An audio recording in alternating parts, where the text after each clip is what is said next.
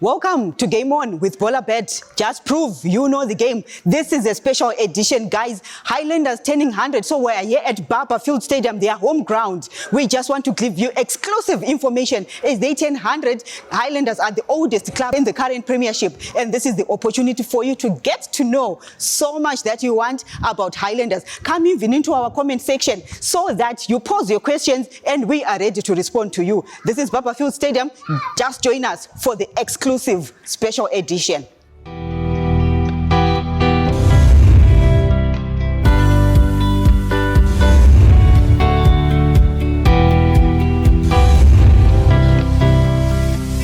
Namhla sikobulawayo. So we'll be talking more in Ndebele, not Shona, guys. I know it's Mkandla, but guys, I'm back home today. So namhla say Highlanders offices, and I'm joined here by the CEO of Iposo. I know the oldest club in the current PSL. So welcome to the show, CEO. Thank you so much, Veronica. Hi to the audience. Yeah. So many people have just heard Denzil Mkandla. They know you from FC Platinum, and now you are at Highlanders. But maybe they might be interested to know Denzil Mbani. Vele wena wadlala ibhola kumbe vele ngumuntu wathanda ibhola from afar. Ibhola ngidlala esikolo. Ngase ngibona ukuthi I think engqondweni than enyaweni. So I then went to NAST to study sports science. All right. I graduated in 2016, and then I also completed my master's in sports science in 2023. So vele wena ama-sports uyawazwisisa vele that in depth, because most people don't even know that ama-sports is science. Yeah. I was actually a sporting person. I think esikolo ngadlala several sports, tennis, badminton, 400 meters ngagijima, ijavelin ngayenza, football ngayidlala. So I was a sporty person, the basketball ngayidlala. All right. Yeah. So now, okay, mfuna ukuthi ungiphe just a rough figure. Roughly age yakho vele wena ule minyaka emingaki? Mina. Well, it's not something to hide. I'm turning 37. All right. This year, so. Why ngubuza ukuthi how old are you? Yeah. We are looking at Highlanders at 100. Yeah. When we 37. Yeah. It difference Mkandla. It's 63. Yeah. So, CEO, you are more of the guy who is onto the day-to-day running of the club as the CEO, but running a club that's 67 years older than you. Yeah. What does it mean for you? And when this offer arose, Ubuse Platinum, but what gave you that confidence to say, this club is way older than me, but let me take up this job? Well, it's an honor to lead Highlanders as CEO. For me, Highlanders has always been in our family. Through my parents, my dad, my uncles, and even my grandparents. Lava support the Highlanders. Of course, Gatesa Vasile, it's still older than even them. Yes. So it's an honor to lead such a big institution. I mean, it's turning 100 years this year. So when the offer came, of course, you think about it. But I think for me, more why I ended up coming here was the growth that it can give to my career. Because the challenges at Highlanders are different from the ones at FC Platinum. Yes. And in terms of sponsorship structure and corner, it's very different as well. So for me, for my career, it was a choice I made that I'd rather grow in my career than sit in comfort. Okay. Yeah, I greatly appreciate the FC Platinum because after I finished my first degree, they called me to come and work. I had already been there for my attachment, so after I finished my first degree, they gave me the platform to work as well. So I was there for about 10 years, and I'm very grateful for the time I was there and bang shape my early career in football. Okay. Yeah. And it's not so usual, especially in Zim, to find someone who stays in the same camp for 10 years. So obviously, there's a lot that you learned from Platinum Holdings. There's a lot that you also grew and also helped them grow in. Mm-hmm. So now, when you talk about the differences in the structures with FC Platinum and Highlanders, maybe you can take us through some of those differences, because when you look at our current premiership, it looks like the corporate clubs, the mine clubs, and the individually owned clubs are slowly trying to dominate the league. But for someone like you who has had a taste of both worlds, maybe you can take us through the differences, the major differences. Yeah, I think like you point out, A Platinum is backed by a holdings company, which ensures that there's always a budget for, you know, day-to-day operations. Like currently teams are in pre-season, so it's something that we would normally plan for before the year ended. So at Platinum, the structure was that the holdings company literally financed the football side. So in terms of day-to-day decisions to make with money and etc., it was entirely at the holdings company. But at Highlanders, it's something that's now under my purview, where I have to make those decisions daily on where the money goes and also where we get the money. You know, because Highlanders is a community-owned team, owned by its members through our membership subscriptions, which are annual. So the Highlanders doesn't have a financial base which I can compare to FC Platinum. So in itself, it's a challenge, but you know, it's a challenge that I appreciate because it makes me think more deeply into how we can get sponsorship for the club, or also our models as in our, which we can, you know, encourage members to take on, which can help the club grow. In stature, it's a huge club. I think even in supporter base, it's the club with the most stadium-going fans in Zimbabwe. So questions then which we need to answer are how can we monetize those numbers to ensure the sustainability of the club. In terms of strategy, vision and leadership, what is your maybe 3 to 5 year vision for this club, both on and off the pitch as Highlanders? Yeah, well, I suppose the vision for Highlanders turning 100 years is to put it where it belongs, because it's the oldest club, but in terms of winning championships, it's not the most successful. I think in this year, it's been 20 years since Highlanders last won the league. So it's a matter of resetting our foundations, because if you check from history, the Highlanders, the first team was hugely fed by the junior teams or the reserve teams as they were. Yikulapo waphuma khona oPeter or Adam or Madinda, you know, and the legends of Highlanders. So it's an area where we are looking to revamp, restructure, so that we can get adequate and deliberate training for the juniors to make their progression a bit more seamless to the first team.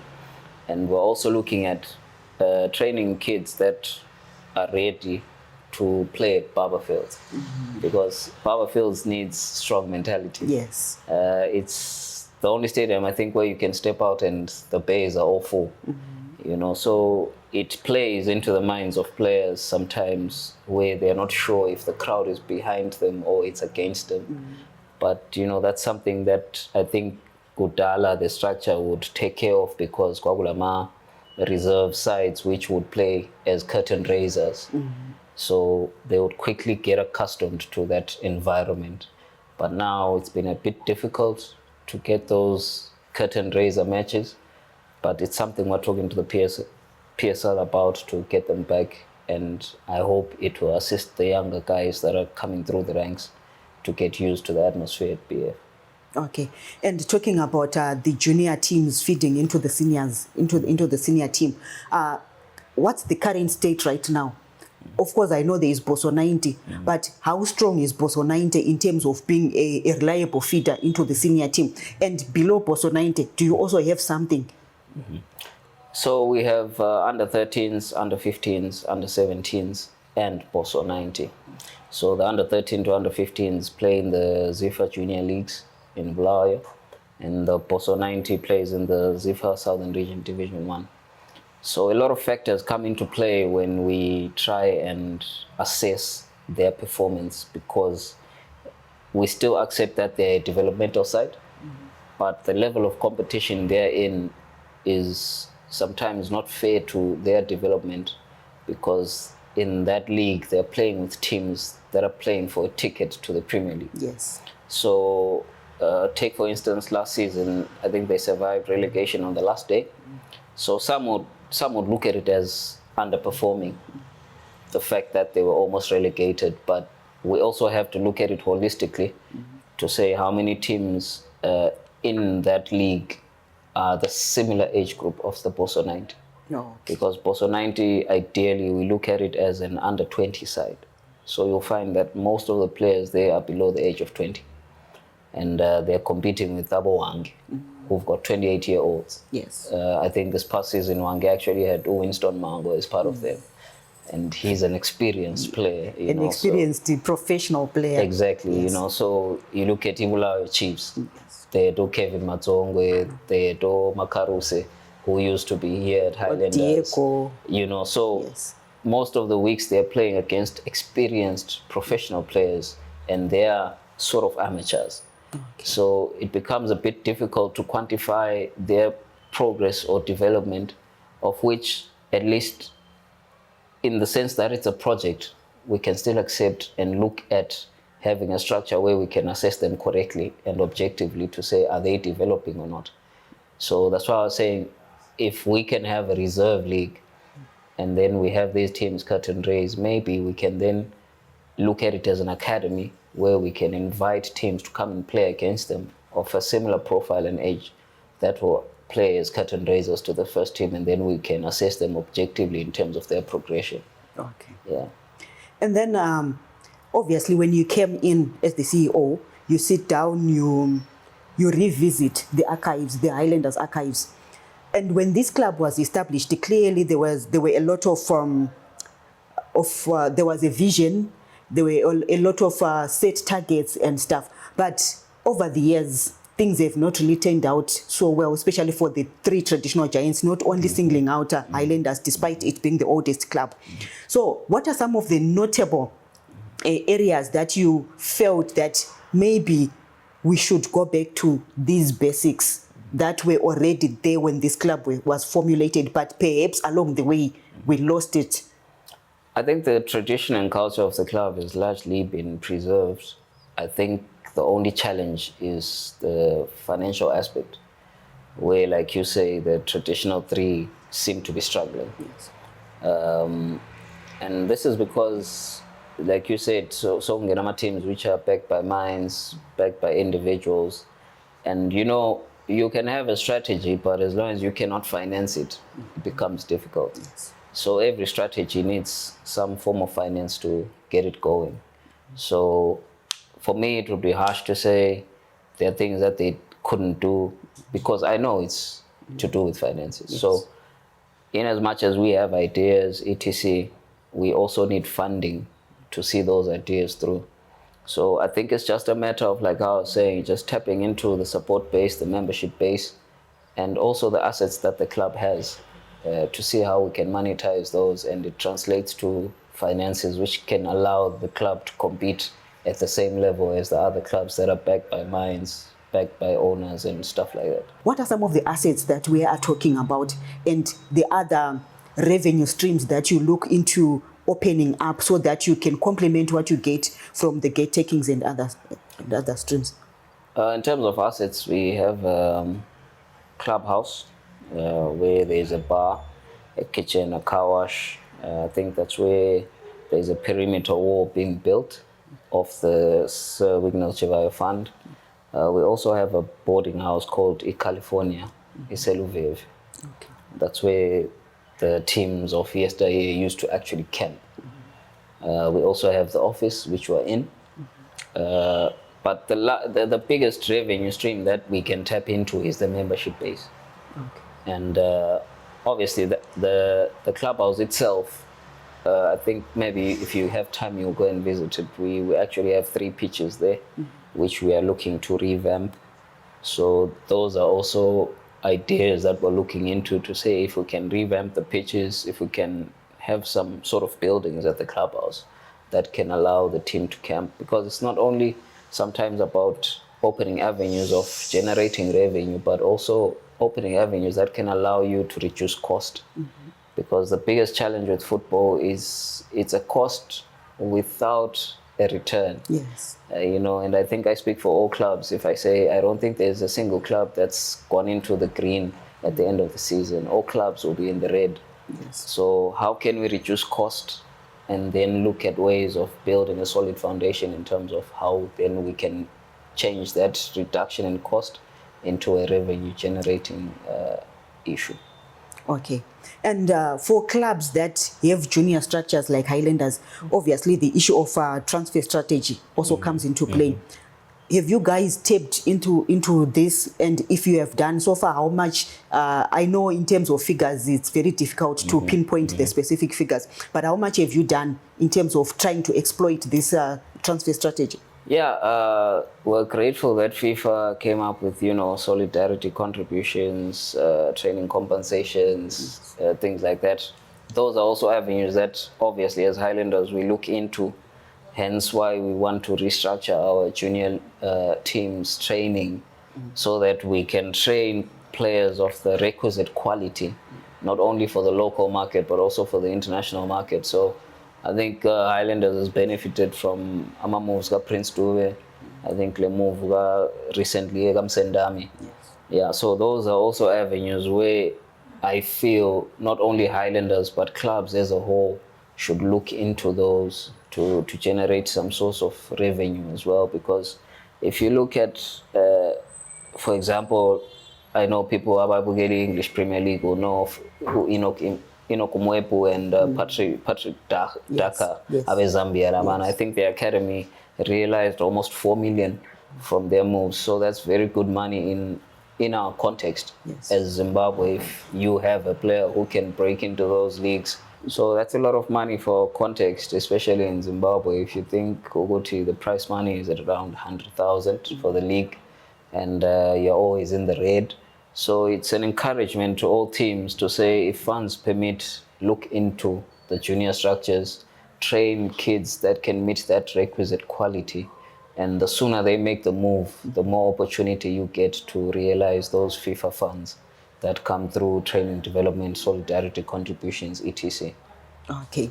And then looking at Highlanders, last season, you guys survived relegation, I think 2 days to spare, two match days to spare.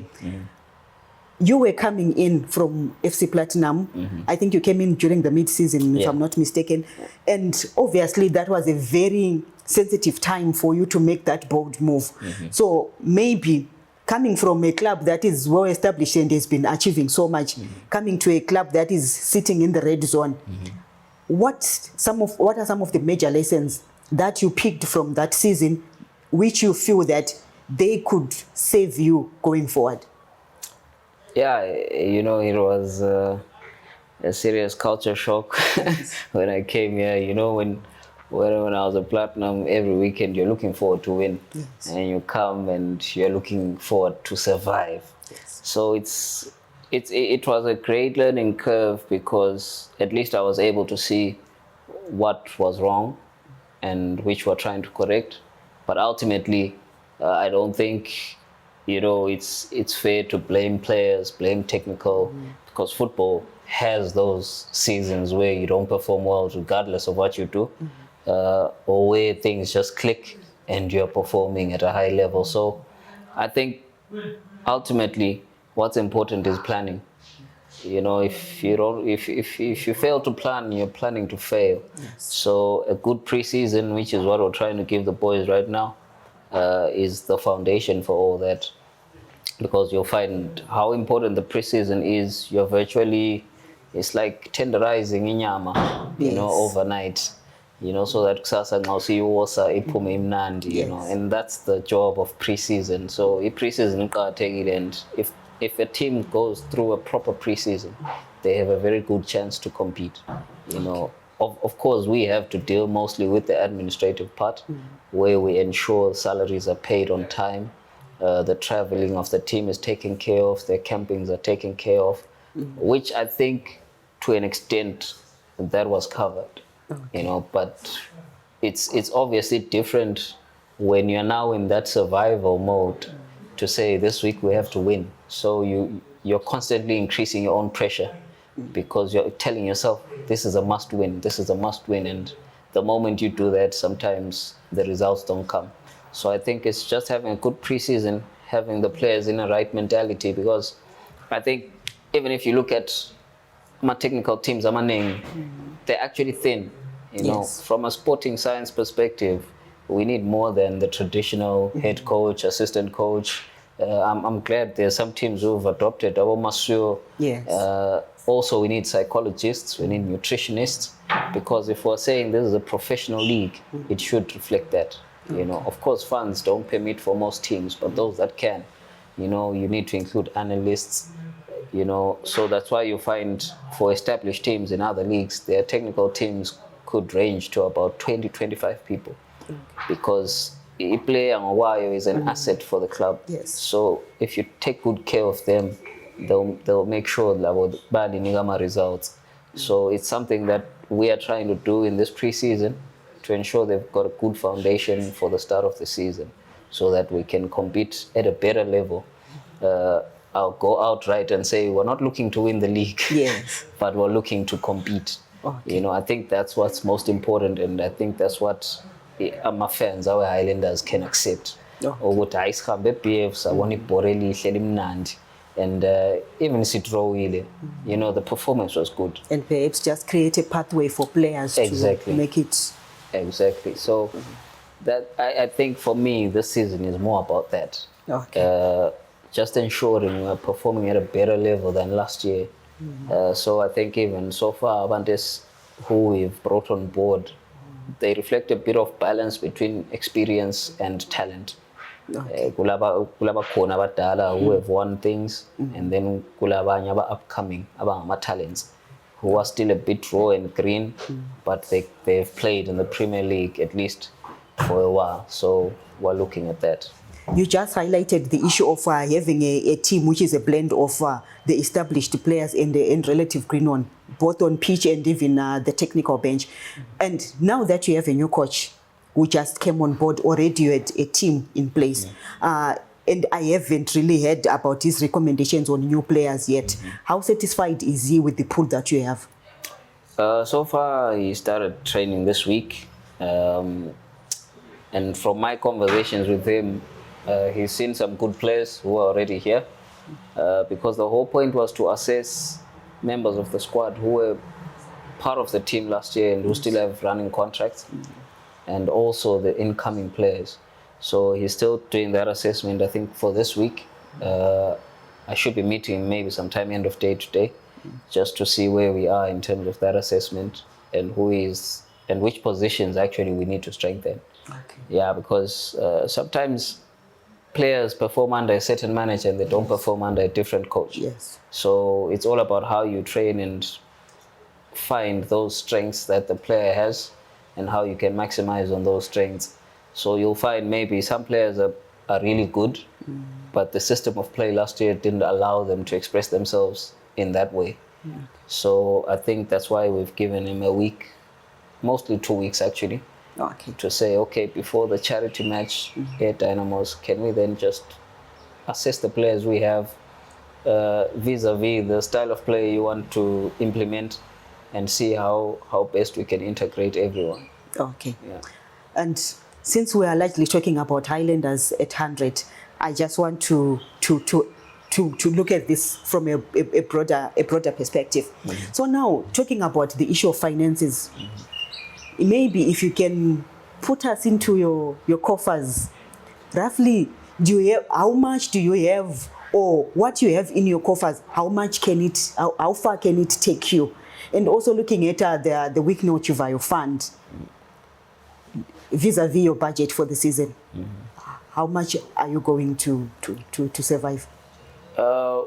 We've got sponsors who are currently engaging with, some to assist us to cover some certain requirements for club licensing, and also some to assist us go through the season. So in terms of going through the season, we'll definitely go through the season.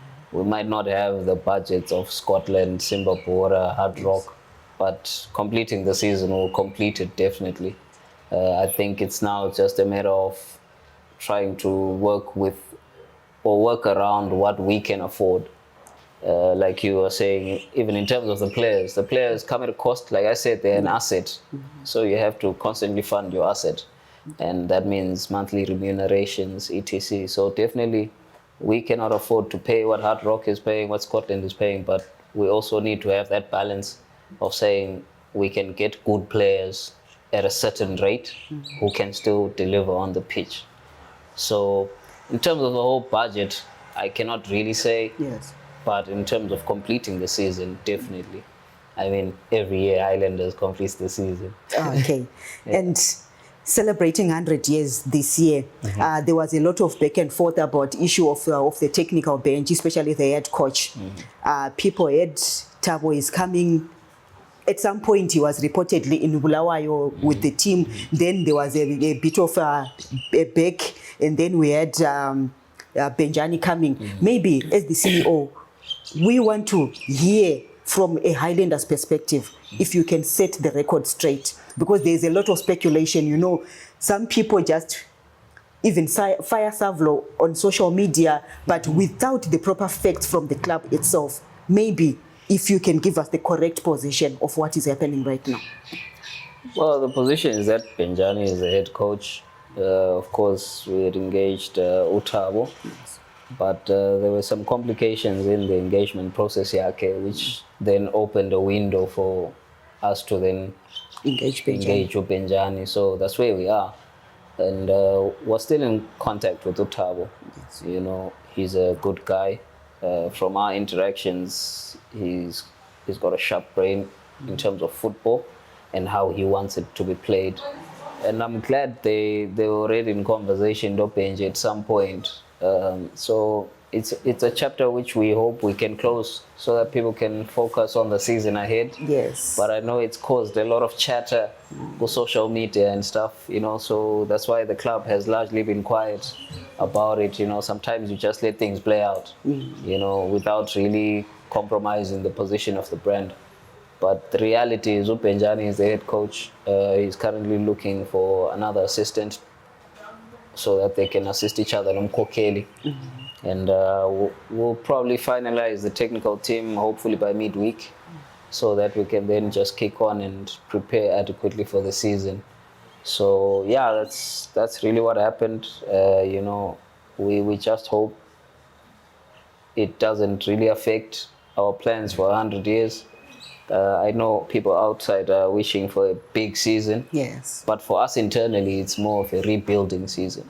Oh. So we also feel Benjani can assist us, you know, through his experience over Europe and even being in touch with our junior structures. He can also assist us revamp and restructure our juniors as well. So like where the strengths allow, which can bring a lot of value to the club. Okay. Yeah.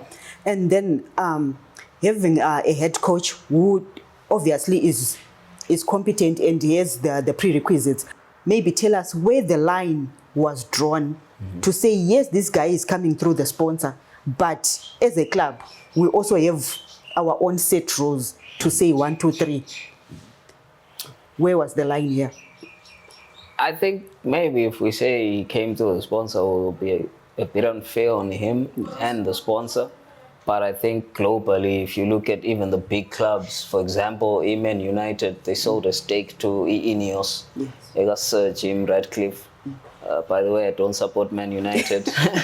So you'll find that Ineos, Ite, Figa, the Glazers are still the owners. Yes. But Ineos is now in charge of the technical side of Manchester United. That's why they hired Ten Hag, they hired Amorim. Yes. And now they've hired Michael Carrick. So that's all Ineos. So there are certain, the football business is like that. Sometimes no one wants to put money and not have a say, to some extent. Yes. So it's not to say Uti Highlanders, Yalalela, or Searchiva, you know, but a recommendation came, which came at a point where we had already selected someone. And then we had the complications with his engagement. And then our fallback option was Upenjani, not out of a necessity yokuthi why Expressway was sponsor. Yes. But because Lati, we then felt, okay, if our plan A doesn't come through, then this is our plan B. So he was already part of the plans, but in a different role, yes, actually. Okay. So we then just thought, okay, head coach Kasakwan, so let's just bring him down to that head coach position. But he was actually part of the conversations to come as a technical director. Oh, okay. Yeah. And now that you have him, obviously any other coach from in any other club will come and they've got targets to meet. I know as Highlanders, as professional as you are, you do have the targets. We don't want to get into the targets. Yeah. But how independent are you to be able to then say to him, you did not reach the target, our relationship ends here? Yeah, I mean, I think even from the get-go, if people think the sponsor imposed him, but the sponsor did say he's not selecting a coach for Highlanders, I think he's also come out and say he doesn't want to own Highlanders. Yes. So it's a sense of relief for us because of everything that was written about it. It also means we can make decisions independently. And it's only right that the sponsor had to make it public so that people can then accept that it wasn't because of him. But obviously has some benefits from him for Highlanders. Like you have seen already, Sesle Pass. Something which can take you years to buy, given our financial situation, and we do have that in place with him to say, look, this season we're looking at finishing in this placement, or at least at that number. So we do have KPIs with him. We do have AMA reviews that we'll be having with him. I think after every 5-10 matches, we have those reviews with him. So he has a clear, if I can say, performance plan that he needs to stick to. So I know where he is. Like, of course, he's got pressure, given how it turned out at Ngezi, but we're trying to give him all the support we can because at the end of the day, it's a team effort. Yes. It's not only him, so we're all trying to support him, have a soft landing, and have the right people around him that can assist him hugely in trying to meet those demands that we've placed on him. And the stature of Highlanders demands that it wins, especially at beer. Yes. Away you can get away with draws and losses, but at home beer you can't. Just have to win. So we're just trying to get him accustomed to that, and we'll offer him all the support we can. Okay. Yeah. And you are the CEO mandated with making the day-to-day decisions, ensuring that funds are there. In the past, we have had challenges with not only Highlanders, but even with the other giants and even the other small teams. When we get to a situation whereby players maybe sometimes even end up protesting because they are not getting paid. But as the CEO, how are you going to ensure that we don't get to that situation? Like I said, we've got a number of sponsors who have been assisting the club. I think the headline sponsor has always been Secunda. So Secunda takes care of salaries for the players. So I think Highlanders last season was one of the most consistent clubs in paying salaries. So we might have had issues in terms of winning bonuses because that then comes from a separate fund. Yes. So there will be those delays, but there's no guarantee that we won't pay that. Okay. It will surely be paid. Sometimes I feel, and I'll say this, I feel players are unfair to clubs. Sometimes, of course, the clubs are employers, and they have to ensure that the contractual obligations are taken care of. Yeah. But if you then delve into the contract deeper, the primary obligation is the sign-on fee and the salary. Yes. The winning bonuses, camping allowances are benefits that come with the job. Which is why it's called the bonus. Exactly. So sometimes I feel players rush to go on strikes, etc., for benefits that are fringe instead of the actual primary obligations, which doesn't condone that clubs don't pay them on time. But I feel it's a give and take relationship because the club is offering you a platform to perform and be seen, to get a move. So sometimes I feel it's a bit one way, the relationship, to say the club always needs to pay money. And the strike happened at a time when we were fighting relegation. Yes. So it makes it all the more difficult to say, okay, you're striking and we're in relegation. Yes. And you want money, but and of course, I mean, for those games we had actually increased the winning bonus and they just could not win. So it was also to say, well, we're crying for winning bonuses, but that haven't been paid, but you're still leaving Yes. some at the ground. So it was a bit difficult to, accept it, but gladly we ended up clearing all that. Yes. So sometimes I feel it's best to strike when you're in a position of strength. Yes. So I urge players to say sometimes what we fight about are the minimals of the contract. Yes. But as long as the salary is coming, as long as the sign-on has been paid, Then all those issues will be I'm cleared. fulfilling my obligations. Yeah, exactly. So, And I've actually realized that most people don't realize that it's not only clubs that can abuse players or that can bully players, True. but even the other way around. Yeah. And I think maybe, I'm not so sure if Fuzz gets into all those intimate details, because sometimes it goes the other way around, and yet we only focus on one side. I actually have a good relationship with Faz through certain issues that we went through, Obviously, they represent players. Yes. But I have huge respect for them. And that's one thing I recommended to them, to say, try and have more workshops that speak about contracts and contract stability and respecting your contract, especially from the side of players. Because most times when you sit on a table with Faz, they are fighting the clubs, but if you look at the standard contract, it's all to the benefit of the player, which is fine because he's the employee. But I feel there's little protection, even all the way up to FIFA, for clubs. For example, I can sign a player today, he gets injured tomorrow, I still have to pay him his sign-on fee. I still have to pay him his salary. But as a club, what am I benefiting from his performance because he's injured? You see, so that's why sometimes when players then terminate early or force a move and clubs are refusing to let him go for free, clubs are written in bad faith.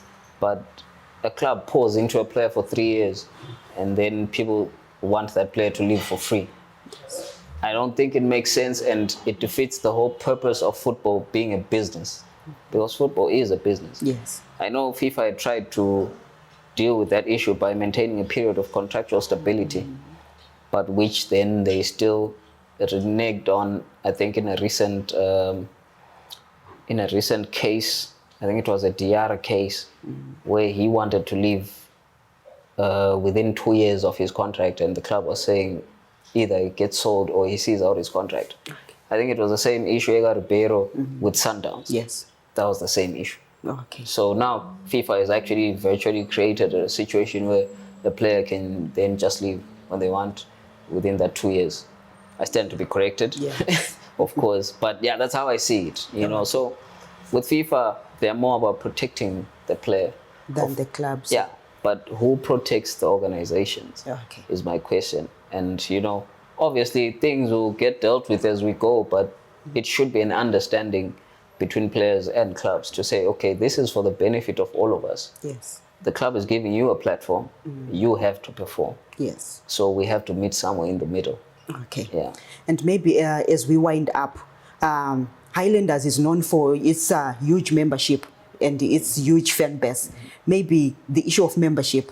How many members do you have as you celebrate 100 years? And how does it benefit the club and the members? Currently, I think we have 5,000 plus members. But only a few have actually renewed this year. The subscriptions? Yeah, the subscriptions. So it's more about encouraging them to subscribe consistently, so that at least the club has something in their coffers, number one. Number two, we're trying to tap into all our membership bases, because we've got members in the United States, in Canada, in the UK, I think in Dubai, in South Africa, and also locally. Yes. So we're just trying to set up programs or activities that can touch, and affect all our members and allow them to celebrate this historic milestone for the club. Okay. But it's not only a focus on to say we're looking at Highlanders, but for me, it's a national celebration. Yes. Because like you're saying, it's the oldest club in the Premier League. So I feel the season shouldn't be about us, but anyone who's free to, celebrate with us can come and celebrate. So when I say I'm a member of Highlanders and I have the membership, what's there for me to benefit? Currently, that's what we're working to relook, because you'll find that being an ordinary member is $20. Yes. So it's difficult to then say, if you pay $20, you get this. $20 per year? Per year. Okay. So we're trying to relook at the pricing of the membership so that you can actually benefit from being a member. If you can benefit a replica, yes. If you can benefit a scarf, you can benefit maybe one match free at the stadium. So we're just trying to play around with the numbers to see what's affordable, yes. but also something that can give you a benefit as a member, not just the card. Okay. Yeah. And to mark 100 years, how are you going to celebrate as Highlanders, and what should people out there expect? Yeah, we've got several activities that have been lined up. The major ones are the Centenary Golf Tournament, the 4-team tournament, which is a soccer fiesta. We're also planning to have a concert with international artists coming down, and we have a huge celebration.